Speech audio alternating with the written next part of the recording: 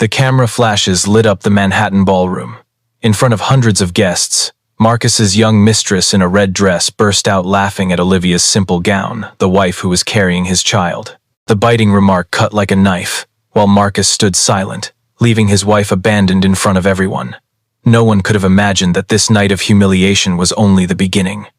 Because just a few weeks later, Olivia would return in a designer gown that sent the cameras exploding, and Marcus, the man who once dismissed her, would be left speechless under the spotlight. That night, the Plaza Hotel stood like a jewel in the heart of Manhattan, blazing with chandeliers and reflecting the gleam of limousines lined up at its gates. Amid the hurried rhythm of high heels striking marble floors, Marcus Hale appeared with Tessa, the social media starlet with millions of followers. She wore a daring red cutout gown, every curve calculated to swallow the camera's whole. Marcus had her on his arm, wearing a cold yet confident smile, as if he had just stepped off the cover of Forbes. Just a few steps behind, Olivia quietly entered the frame. She had chosen a simple gray dress, loose enough to fit her 7-month pregnant body. No heavy makeup, no sparkling jewelry, only those deep eyes carrying exhaustion. When she placed a hand over her belly, the gesture was both tender and uneasy, as though she was reminding herself of the reason she had to endure yet another night in this world of pretense. The camera flashes showed no mercy. Photographers nearly forgot Olivia's presence, their lenses locked on Tessa, the young mistress, striding like a goddess. Tessa tilted her head slightly, lips curling into a smile polished by endless practice. When the three stopped in front of the charity backdrop, Tessa leaned in, whispering just loudly enough for everyone to hear. Wearing an old dress to a gala, or planning to auction it at the charity table? The words fell like a silver-plated blade. In an instant, the ballroom erupted with chuckles, raised brows, satisfied smirks. Flashes kept popping, as if that mockery itself was a moment more worthy of capture than any auction highlight of the evening. Marcus said nothing. He simply adjusted the sleeve of his Armani suit, straightening a cufflink, his eyes fixed on the barrage of photographers. That silence was crueler than any insult. It was the exclamation point that confirmed. In his eyes, his wife was nothing more than an unnecessary shadow. Olivia forced her back straight, though her legs trembled. The entire room seemed to spin, music pounding, crystal glasses clinking, laughter echoing. All of it merged into a discordant symphony, and she was the off-key note.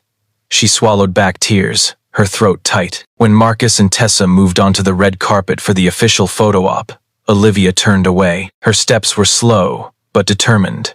Each one carried her further from the spotlight, yet closer to the moment that would change everything. Outside, the New York night hung heavy in a shade of leaden gray. A yellow taxi pulled up at the hotel steps.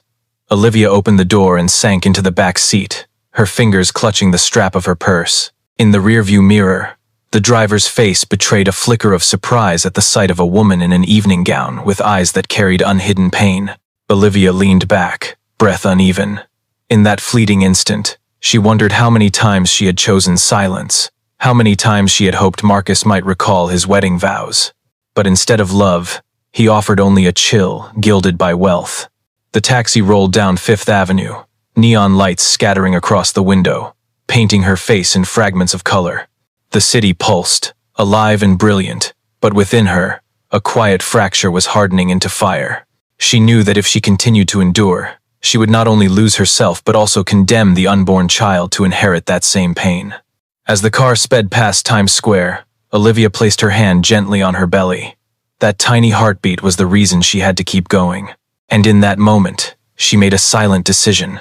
A decision that would force not only Marcus, but all of New York, to see her through entirely different eyes. The plane touched down in Los Angeles under the pale glow of dawn. The sky brushed in shades of orange, as if painted by an artist's hand. Olivia stepped out, her body still heavy from the overnight flight, but her eyes carried a strange new determination. This was the city where she had grown up, where her childhood was tied to stages and curtains, where her father had once lived and left his mark as a Broadway costume designer.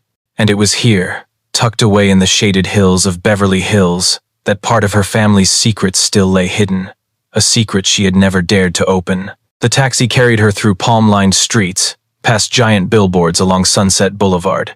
Singers, actors, luxury brands flashed by one after another, a constant reminder that Los Angeles would always be a city of light and illusion. Olivia gave a faint, sardonic smile. She knew too well. The brighter the light, the deeper the shadow. At the end of a small road shaded by citrus trees, Eleanor's wooden house appeared. Simple in form, yet holding the quiet pride of a family that had once been part of the art world. Eleanor opened the door, her face etched with time, but her blue eyes sharp and bright as a blade.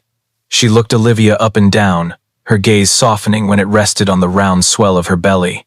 No words were needed. 2 generations embraced, tightly. In the small kitchen, the smell of roasted coffee mingled with the scent of old wood.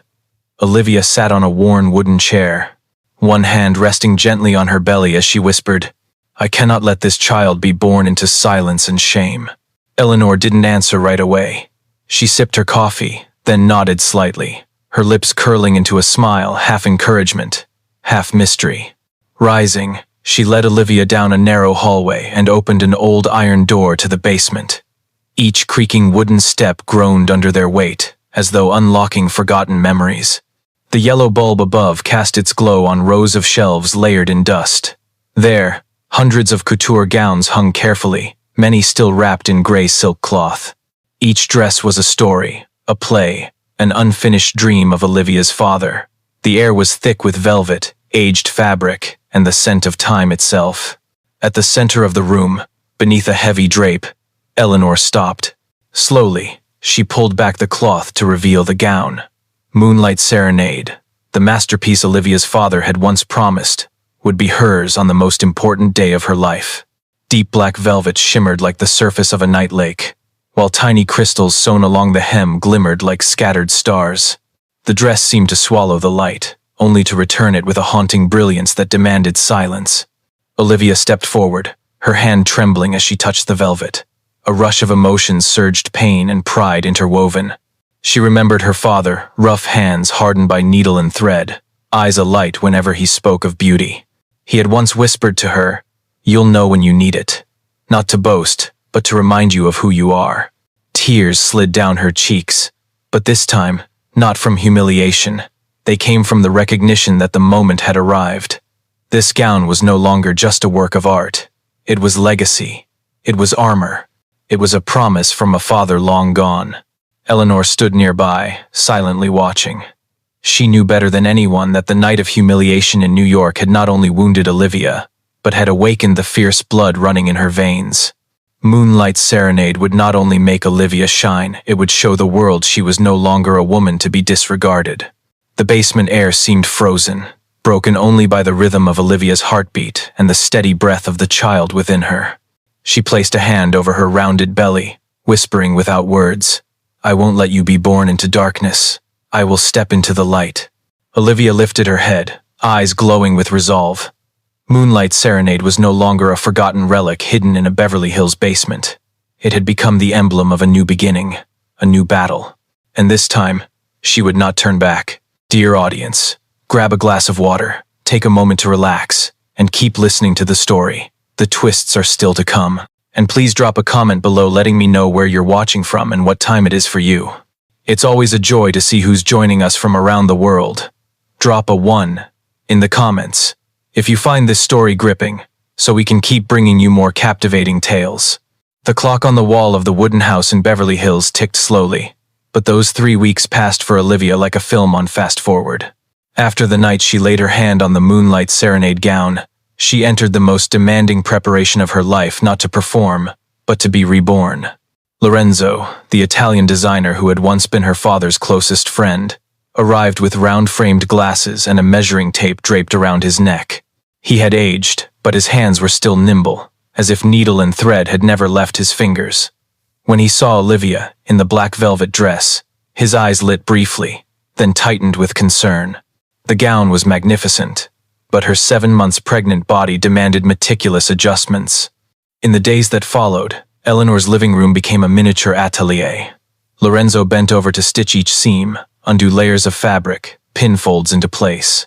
He worked while muttering under his breath, as if praying for both the creation and its wearer. Every so often, he looked up, eyes burning. "This isn't just a dress, Olivia. This is armor."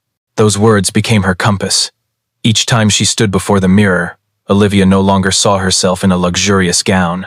She saw a warrior donning armor, preparing to enter a battlefield not one of swords and shields, but of flashing cameras, mocking smiles, and power traded in glances. Alongside the tailoring, Eleanor assumed another role, the trainer. In the small living room, she set up a full-length mirror and made Olivia rehearse every gesture, from how to place her foot on the red carpet, how high to lift her chin, to the subtle curve of her wrist while holding a clutch. Olivia laughed at times when her grandmother grew so strict she tapped her hand lightly with a ruler. "Straight back, my dear. We're not at the farmer's market, we're stepping into an arena." Those brief laughs softened the weariness of long nights. A trusted photographer, who owed Olivia's father a favor, appeared quietly. His camera did not capture Olivia as a public figure, but as if he were recording history. Each framed the hand of Lorenzo sewing a stitch, Olivia passing across the mirror. Eleanor adjusting her posture was preserved carefully. None outside that circle knew those images would become the ammunition for Olivia's return. Beyond the family walls, Olivia also reached out to old connections. A short, unembellished email was sent to Claire, the veteran editor of Vogue US. In fashion journalism, Claire was not loud, but once she chose to put someone on the page, it was indelible. Olivia did not recount everything she had endured. She wrote only, "When I step out again, I want you to be the first to witness it." The reply came in a single symbol, but it was enough. During training, Olivia also faced her physical limits. Pregnancy made her tire quickly, with occasional mild contractions. Some days she stood before the mirror, breathless, sweat soaking through, convinced she could go no further. But when she laid her hand on her belly, feeling the faint heartbeat, she straightened again. The unborn child became a silent audience, urging its mother forward. Lorenzo, in a rare display of humor, watched Olivia rise after nearly collapsing during practice and quipped, "That baby will be the toughest stylist you'll ever have." The remark made all three, Olivia, Eleanor, and him, burst into laughter. The sound echoed like an antidote to bitter memories of New York. The wooden house in Beverly Hills, once quiet, now pulsed with energy. Mornings were filled with the whir of a sewing machine, afternoons with the rhythm of rehearsed steps, evenings with the tapping of laptop keys as Olivia mapped her plans. Each day, she wrote in a journal, not for herself but for the child inside. The entries were promises. "I won't let you live in the shadows. You will grow knowing your mother once stood tall, even when mocked." In those 3 weeks, the woman who had left the Plaza Hotel in tears became a different Olivia. No longer adrift in a worn gray dress, but sharp-eyed, moving with rhythm, clad in a gown waiting to shine. When Lorenzo stitched the final seam, when Eleanor nodded at Olivia's posture, and when the photographer shut his camera, the air in the house shifted. It was as though the Devo family history, the Couture bloodline, had been resurrected after years in hiding. Olivia looked into the mirror. The woman who looked back no longer trembled. She was a warrior armored, a mother shielding her child, and a wife ready to step into the ultimate battle against the man who had betrayed her. Outside the Metropolitan Museum in New York, floodlights pierced the sky as if tonight was the city's grandest stage. On the long stretch of red carpet, the powerful filed in one after another, silk gowns and tuxedos weaving together into a living portrait of high society. Marcus walked first, his hand resting lightly on Tessa's back. The model, in a form-fitting red dress, beamed at the press, waving as though tonight were her coronation. Marcus adjusted the button on his Armani jacket, his smile stiff but proud in his eyes. Victory was already assured. But then, as the clock struck exactly 8, the familiar growl of a vintage Cadillac Eldorado engine echoed, purring like a whispered warning of a coming storm. The crowd of reporters glanced up, lenses snapping toward the ivory-colored car gliding forward. The door opened slowly, and Olivia stepped out. The moonlight serenade gown draped in deep midnight velvet seemed to swallow all surrounding light, only to release it through the South Sea pearl at her throat gleaming like the moon in a night sky. Every step Olivia took onto the carpet fell with the rhythm of an invisible drum. Cameras exploded in rapid flashes, the clicks rising into a storm of sound. The crowd shouted, "Olivia, hail! Olivia, over here!" Marcus turned, his usually cold financier's face freezing in shock. His eyes followed Olivia in disbelief. How could the woman in a shabby old dress at the plaza weeks earlier now stand as this icon of rebirth? Tessa, at his side, forced a smile, but her hand trembled against her clutch. Her high heels suddenly felt like shackles, rooting her in place as Olivia glided past, slicing the air itself. Without a word, Olivia lifted her chin. Her steps were unhurried but steady, claiming every meter of the carpet as her own stage. Fashion editors whispered urgently, scribbling notes, while photographers jostled for angles. A few older guests gave faint nods, as though witnessing history return. Inside the museum's grand hall, the air thickened further. Masterpieces lining the walls became the backdrop for this rebirth. Olivia walked past marble statues, her loose waves catching the glow of crystal chandeliers. In that moment, she was no longer the woman ridiculed, but the symphony of strength, memory, and legacy. The Vogue US reporter, who had received Olivia's signal beforehand, fired off a text. "She's back, stronger than ever." Within minutes, images of Olivia flooded social media. The hashtag number Moonlight Serenade shot to the top, comments pouring in. "Who's the real queen tonight?" Meanwhile, Marcus struggled to mask his unease. He leaned to whisper into Tessa's ear, but no comfort could thaw her frozen smile. Her eyes darted around, searching for allies, finding only stares of curiosity and pity. The power they believed they held evaporated in the glare of camera flashes. Olivia, on the other hand, never once looked their way. She strode straight to the reception desk, signing the guest book in bold strokes. High-profile figures, investors, art curators stepped forward to shake her hand, welcoming her as an equal, no longer a shadow behind her husband. Each handshake rang like a bell tolling the shift of power. Beneath the glittering lights of the Metropolitan, Olivia became the undeniable center.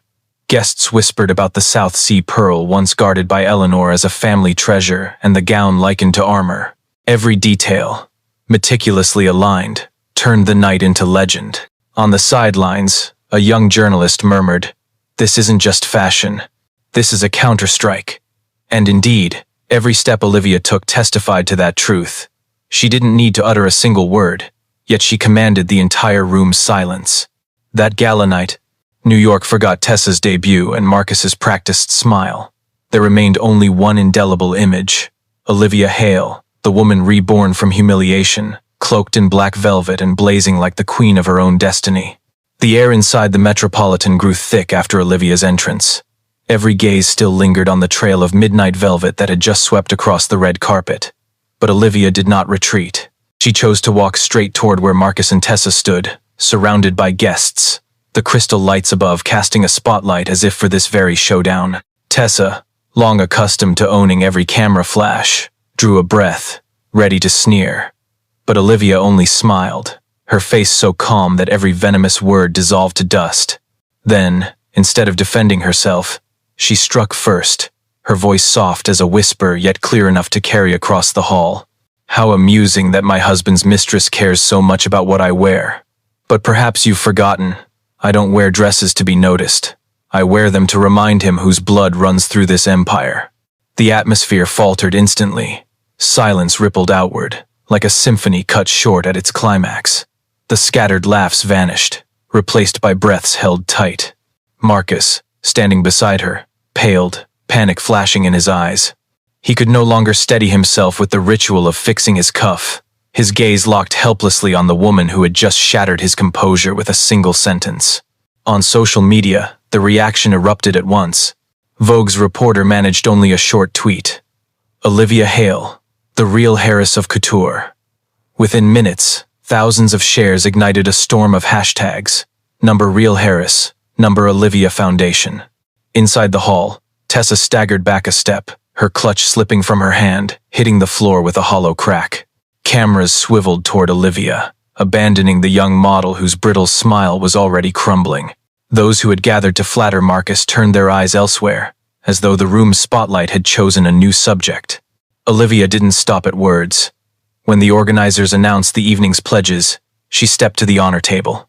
With blue ink, she signed a major endowment to the Metropolitan Museum of Art under the name Olivia Foundation. No trace of Marcus's name, no tie to their shared fortune.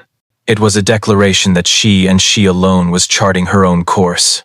Guests stirred, some nodding, investors trading discreet glances. They understood. Tonight was not merely a fashion spectacle, but a true shift of power. Olivia wasn't just reclaiming dignity, she was redefining her place at the heart of a financial and social empire.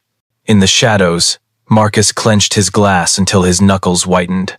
Tessa, who had believed she would shine by clinging to his name, was reduced to a fading shadow, pushed to the edges where no one cared to look. A few photographers caught the scene, the stark contrast between one rising star and two figures dimming into irrelevance. Olivia, in contrast, remained perfectly composed. She didn't need another word. The cameras finished the work. Headlines spread across platforms, paired with her image. From humiliation to heiress, Olivia's rise. The hall trembled not with music, but with the weight of a truth laid bare. Everyone present understood.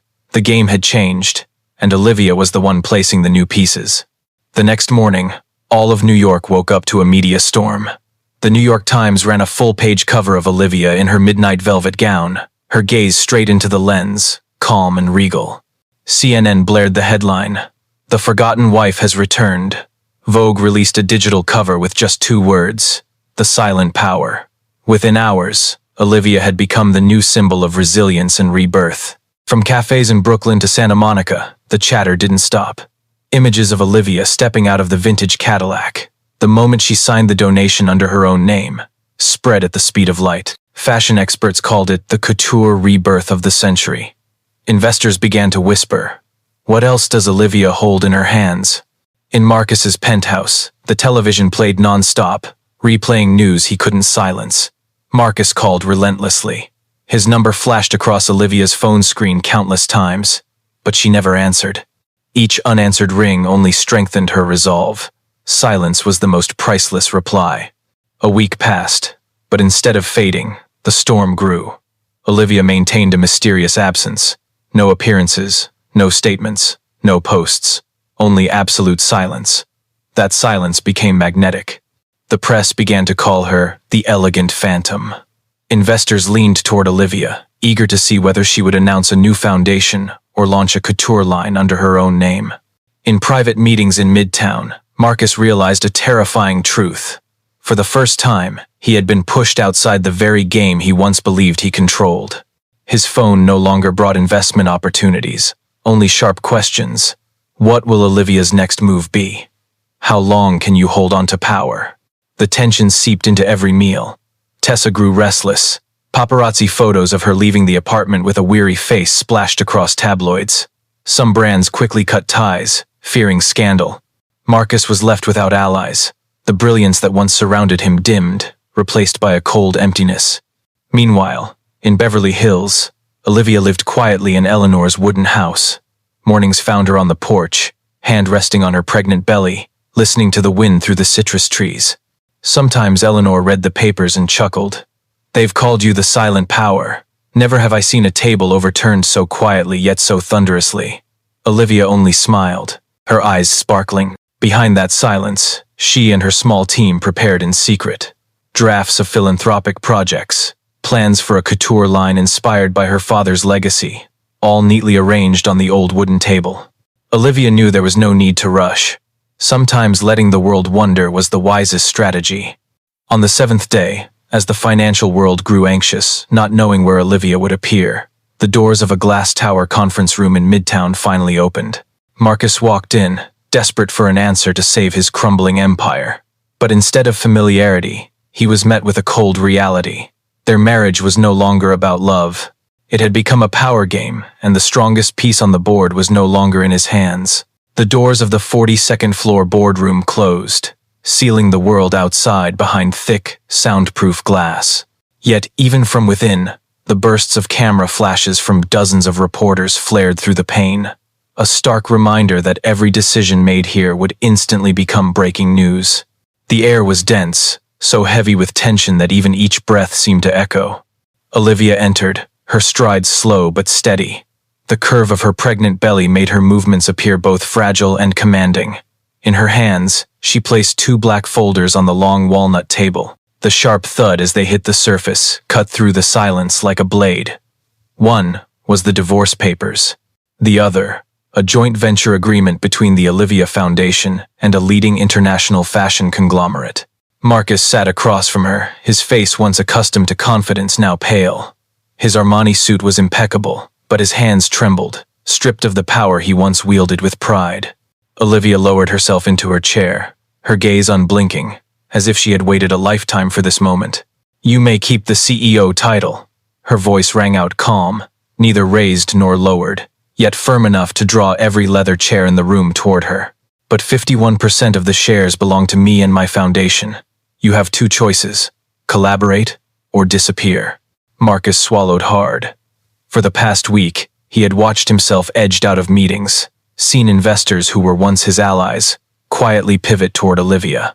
Still, he clung to the illusion that this was temporary. But now, with the two folders laid bare before him, the truth was undeniable. He was no longer the main player. Olivia leaned back slightly, resting her hand over her belly, drawing strength from the heartbeat growing within. There was no malice in her, only the certainty of a woman who had endured humiliation, silence, and had returned with an inner fire that nothing could extinguish. The next few seconds stretched so heavy that the tick of the wall clock seemed to reverberate through the room. Marcus lowered his head, the pen shaking in his grip, ink smearing across the page.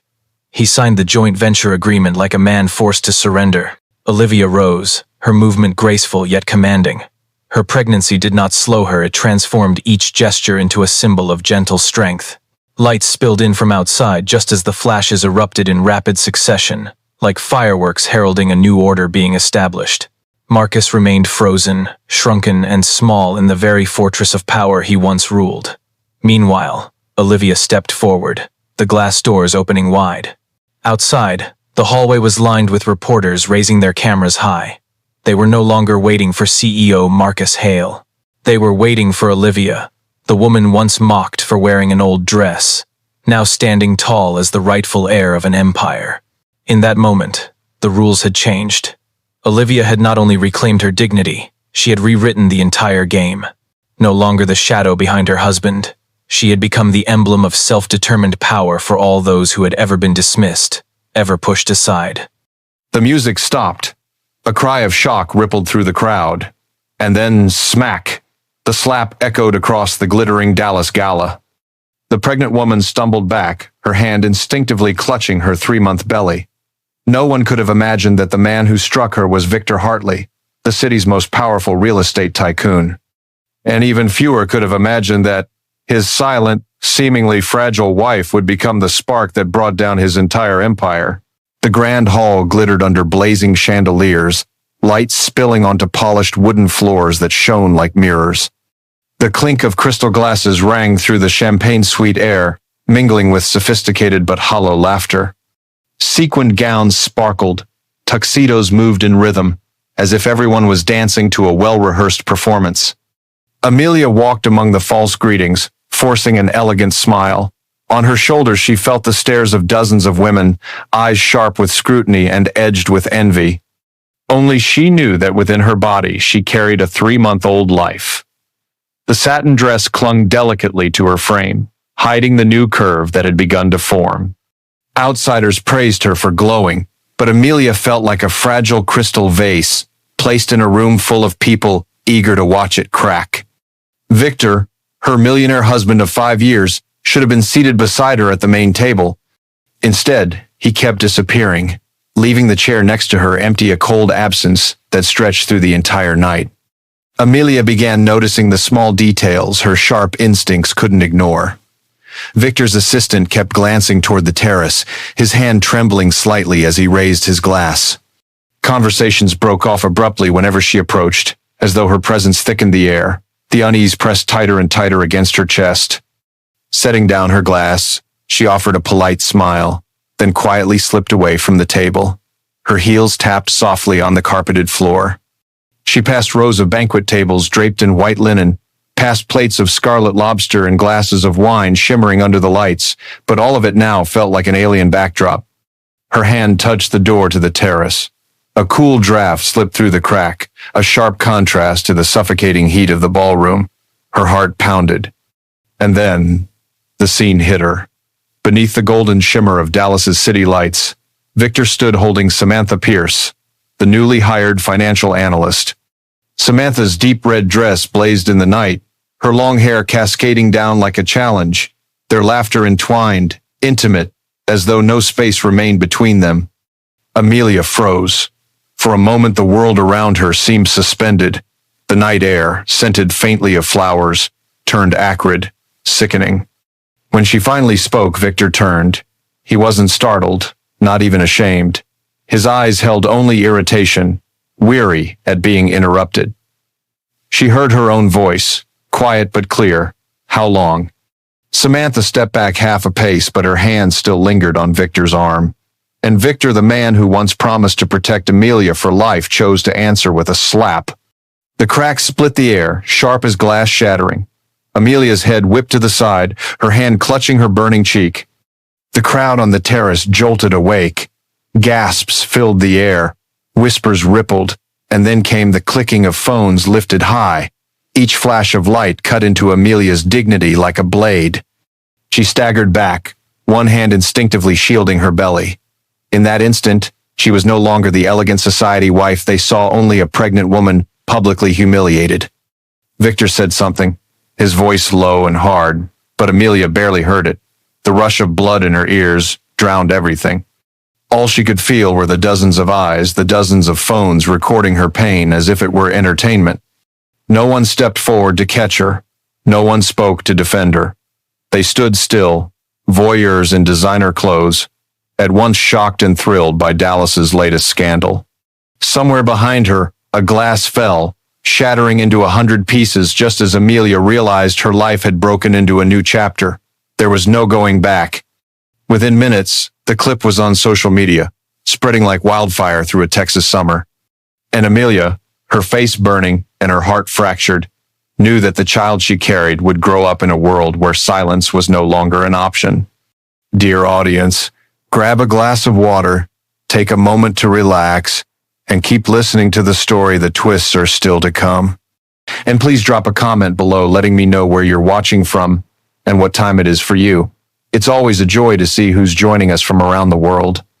Drop a 1 in the comments if you find this story gripping, so we can keep bringing you more captivating tales. The next morning, a pale gray light spread over the tall buildings of downtown Dallas. Inside a small apartment tucked between the streets, Amelia sat quietly on a worn sofa. The curtains shifted gently in the thin breeze, casting soft light on her swollen face. Each time her fingers brushed the bruise, the memory of last night's slap returned, searing as if it had just happened. The phone on the coffee table lit up relentlessly. Dozens of messages, hundreds of notifications. The clip of Victor striking her had flooded social media, plastered with sensational headlines. Millionaire CEO assaults pregnant wife at lavish gala.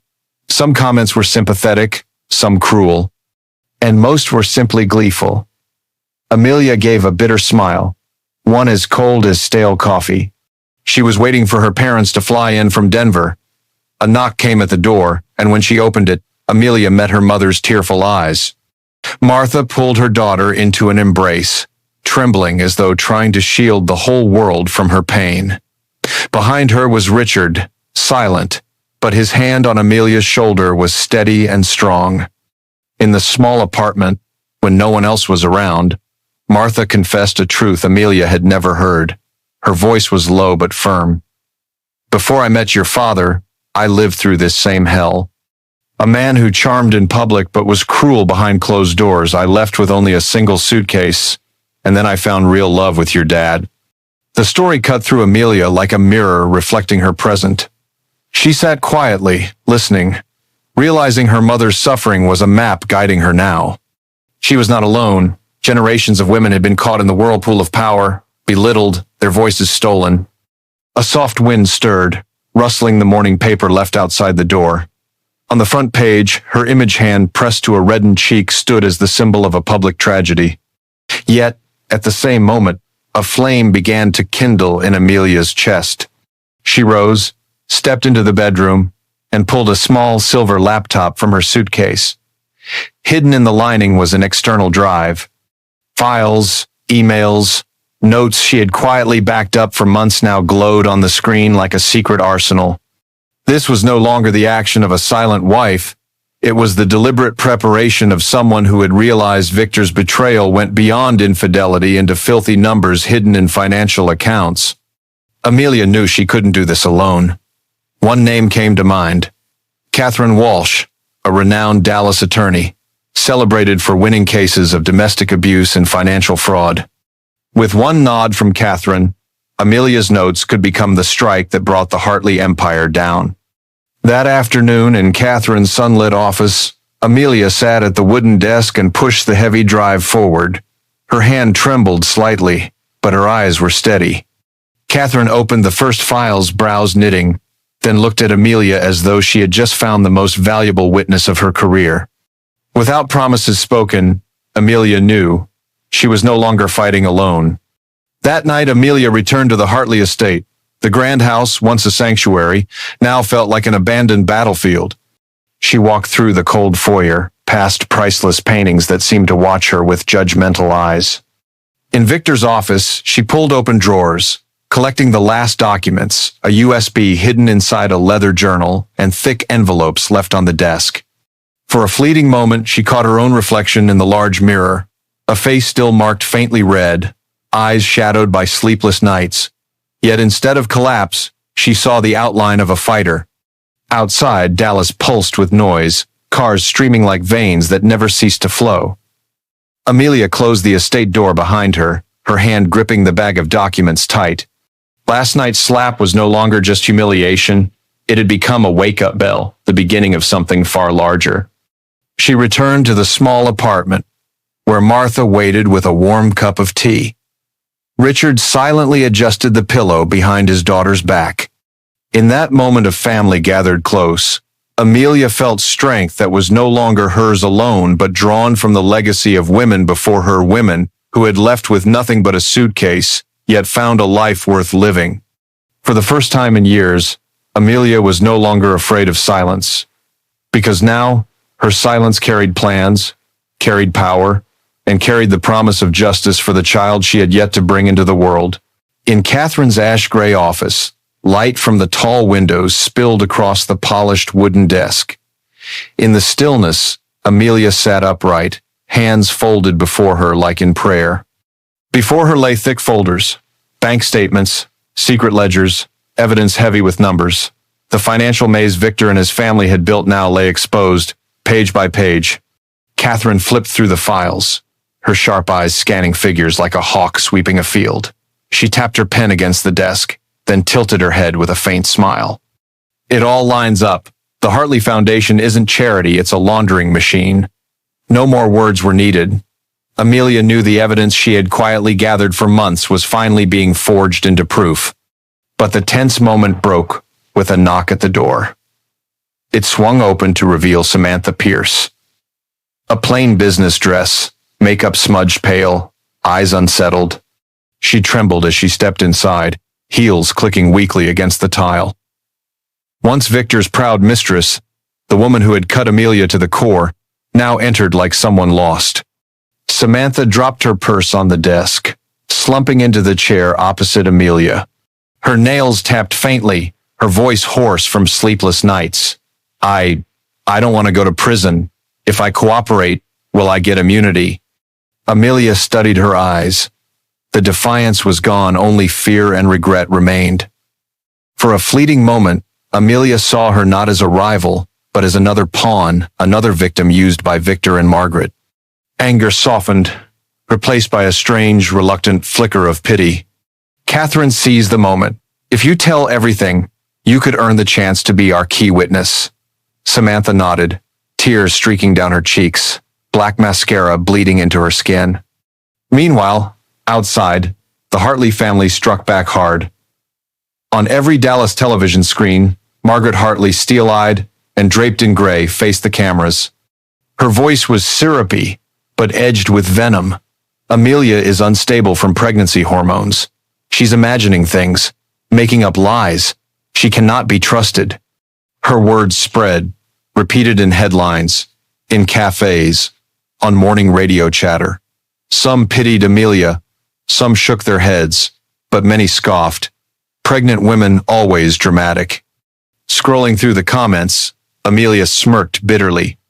If my hormones are powerful enough to trigger an SEC investigation, maybe I should list them on my resume, she thought, lips curving with a caustic smile. Instead of crumbling, Amelia chose differently. She partnered directly with the Securities and Exchange Commission.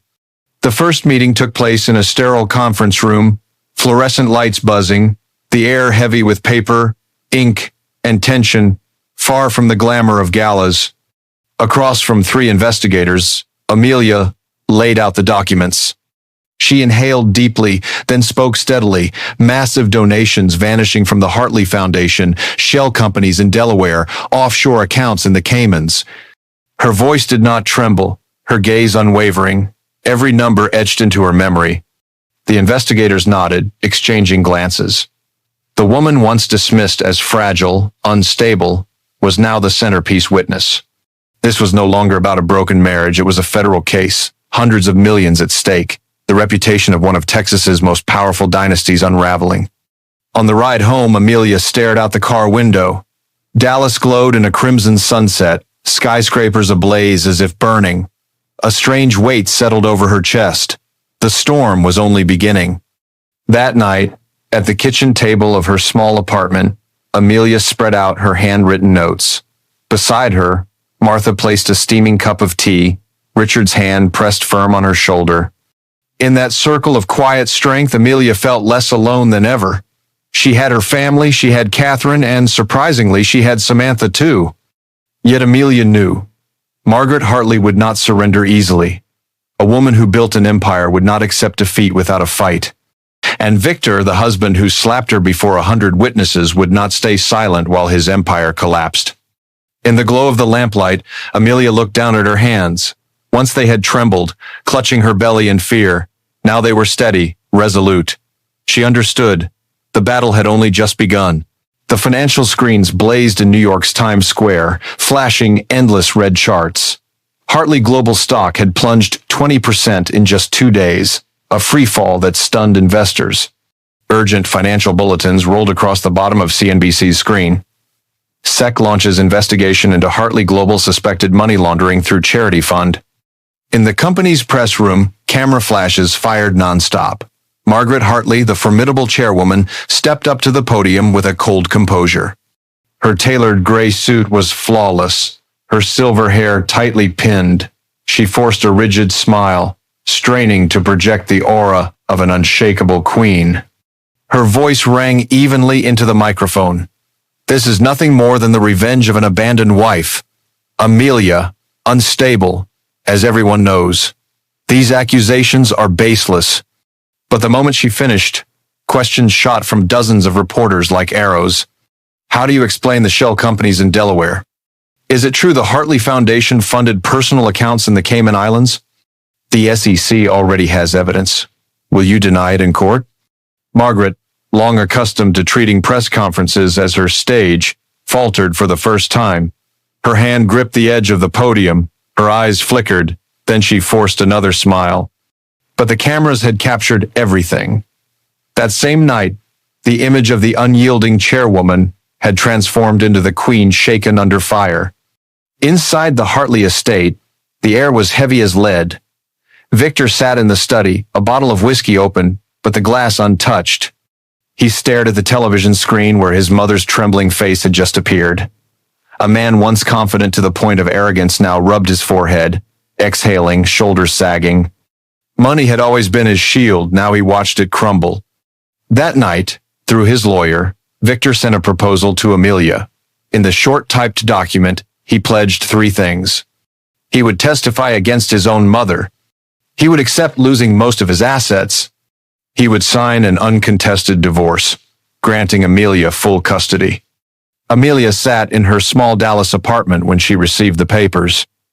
The yellow lamp cast light across her face, the bruise on her cheek fading but the memory still vivid. She read each line, the faintest half-smile flickering. The man who once slapped her in front of hundreds was now willing to kneel before justice not out of remorse, but out of desperation.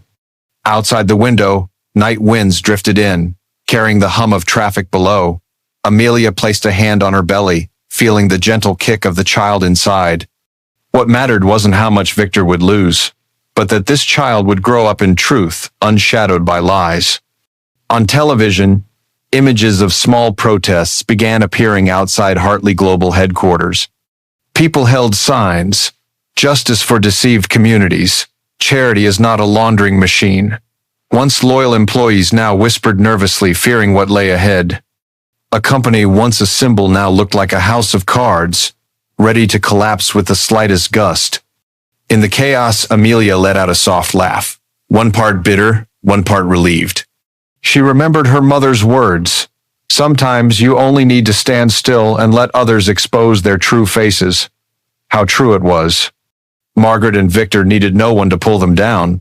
Greed and arrogance had toppled them themselves. Catherine, her lawyer, quietly placed a new folder on the table, evidence just returned by the SEC. "This battle is tilting in your favor," she said. Amelia only nodded, her eyes calm not with joy, but with the steadiness of someone who knew the war was not yet over. She understood. Signing the divorce might be the first step, but it could never erase the slap, nor wash away 5 years of betrayal. What she sought wasn't only freedom, it was justice. Justice that would guide the child she carried, laying a foundation for the future. The night dragged on. Amelia stood before the mirror in her small room, staring into her own eyes. Gone was the submissive woman from the gala, gone the wife who bowed her head. In the reflection stood a warrior entering her final battle, a mother ready to protect her child with every truth she held. And within her rose a question still unanswered. Should she join hands with the man who once struck her? Accept his proposal to achieve a greater victory? Austin's morning greeted Amelia with a warm golden light, so different from the chill of press conferences and courtrooms. Her small apartment sat on the 3rd floor of an old building, its balcony lined with pots of cactus and lavender. Each time she opened the window, the sound of a guitar drifted up from the cafe below, along with the scent of waffles and oddly peaceful fragrance after so many stormy days. She had moved here with her parents, leaving behind the hollow luxury of the Hartley estate. In the tiny kitchen, Martha brewed tea in an old kettle, while Richard patiently fixed a wobbly wooden chair. No crystal, no servants, just simple gestures full of warmth. In that quiet, Amelia felt herself being restored, piece by piece. She found work at a local family-run construction company. The office held only 10 people, desks cluttered with blueprints and cookie boxes. Here, no one cared she had once been a millionaire's wife. They knew her only as a diligent worker, eyes bright over the drawings, smiling at the sound of drills humming from the site. Once, a colleague teased her, "You've got an architect's spirit." Amelia laughed sometimes. That clumsy humor was exactly what pulled her out of the shadows of old humiliation. But the past never vanished. Catherine sent constant updates. Margaret Hartley charged with financial fraud, facing prison. The Hartley Foundation frozen, assets seized. And Samantha, the woman who had once intruded into Amelia's life, was now the key witness. On the news, her name appeared beside the word whistleblower. Amelia read and reflected, realizing how life twisted in strange circles. Mistress turned accuser, an unexpected turn no film script could have predicted. Still, Amelia did not waste time savoring vindication. The community began calling her the silent fighter, a woman who didn't retaliate with screams but with truth. Articles appeared with headlines, "Silent Wife Becomes Warrior for Justice." At first, Amelia felt detached. She had never thought of herself as any kind of symbol. But when she received an email from a stranger that read, "You gave me the courage to leave," she understood her story was no longer hers alone. Every small kick inside her belly was a gentle reminder. Dawn would grow up in the light, not in the darkness of lies. Amelia began writing a journal for her daughter, each page telling the story of a mother who once endured but reclaimed her voice. The shaky lines of her early entries grew stronger, as if the pen itself gave her back her worth. One afternoon, while washing dishes, Amelia heard the television anchor announce, major corporations were pulling out of Hartley Global, its stock still in free fall. With a sardonic smile, the anchor said, "Perhaps this time." Amelia Hartley's silence echoes louder than her ex. to husband's shouts. Amelia looked up and chuckled softly. That accidental joke made the dishes in her hands feel lighter. Yet even in that comfort she knew, truth didn't just topple a dynasty. It also created dangerous voids. Those who once profited from the Hartleys might retaliate, and resentment would not fade easily. Walking through the streets, Amelia often sensed suspicious eyes, overheard whispers. Some saw her as a hero, others as a traitor to high society. That night, as the city grew quiet, Amelia stood on the balcony, gazing at the sparse traffic below. She pressed her hand to her belly, feeling the tiny heartbeat inside. "We've made it halfway, my girl," she thought. Behind her, Martha mended a sweater. Richard sat reading his paper. Everything felt peaceful, but Amelia knew peace was only a brief pause before the next wave. She drew in a long breath, the lavender from the balcony filling her lungs, and smiled. Her voice had returned, not loud, not shouted. It was a steady, quiet strength, like water wearing down stone. And this time, that voice was not only for herself, but for her daughter and for every woman still trapped in the prison of silence. A newborn's cry rang out in the Austin delivery room like a symphony breaking open. Amelia, drenched in sweat and blinded by tears, held her tiny daughter against her chest. "Dawn," she whispered, though no words were needed. The name had always been destined, like the first light tearing through the night after a storm. The room overflowed with raw, simple joy, no crowns, no prestige, only the fragile breath of a new life. As Amelia kissed her daughter's forehead, the outside world shook with other news. Margaret Hartley had been sentenced to 15 years in federal prison for fraud and money laundering. Her image in an orange jumpsuit, leaving the courthouse, appeared on every front page. Once a master manipulator of Texas politics and finance, she was now only a shadow cast under prison lights. Victor, the husband who had slapped Amelia before a crowd, had vanished from the public's memory. He accepted a plea deal, left Texas, and lived in exile in California. The press called him the fallen heir. Amelia didn't care. To her, he had died that night at the gala, when his hand struck her face in front of the world. The first days of motherhood passed in a new rhythm. Midnight cries, tiny bottles, weary arms full of warmth.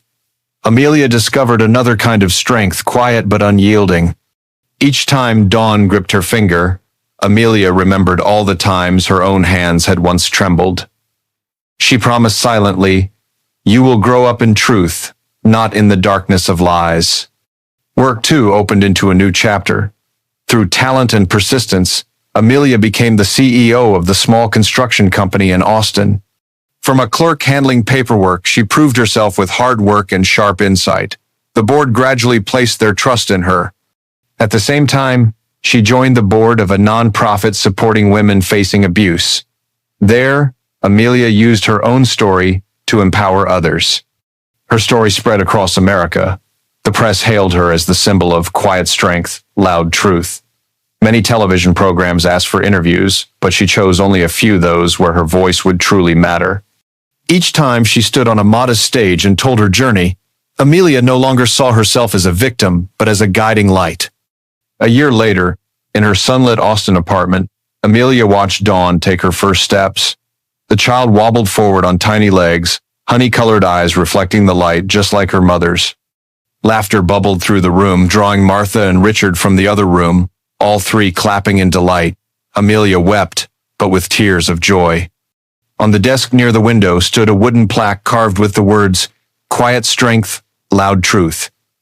Amelia ran her fingers across each letter, carving the reminder deeper into her own heart. She knew storms did not end with a single sentence or a stock collapse, but now she had her own dawn, her own voice, and a worth no power could ever steal again. Outside the window, Austin glowed golden in the late afternoon.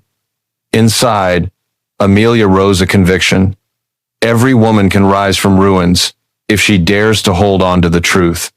And you, my dear audience, brace yourselves for the next twist in this jaw-dropping story.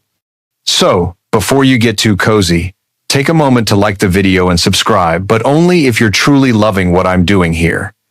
And drop a comment below letting me know where you're watching from and what time it is for you. It's always a thrill to see who's joining us from all corners of the globe.